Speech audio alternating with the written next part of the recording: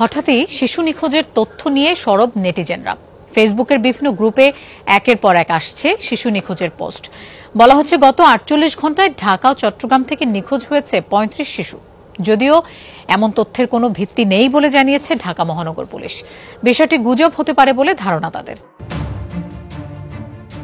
6 জুলাই সন্ধ্যা সামাজিক যোগাযোগ মাধ্যম ফেসবুকে ভাইরাল হয় একটি পোস্ট, যেখানে বলা হয়েছে গত 48 ঘন্টায় ঢাকা ও চট্টগ্রাম থেকে নিখোঁজ 35 শিক্ষার্থী।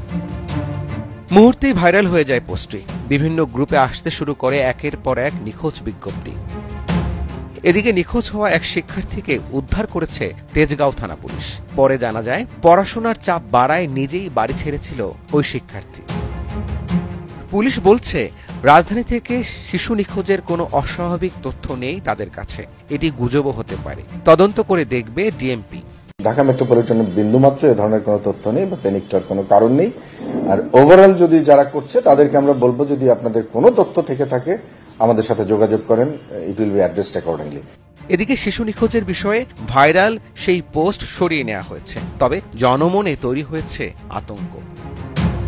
রাবি সিদ্দিকী, যমুনা নিউজ, ঢাকা।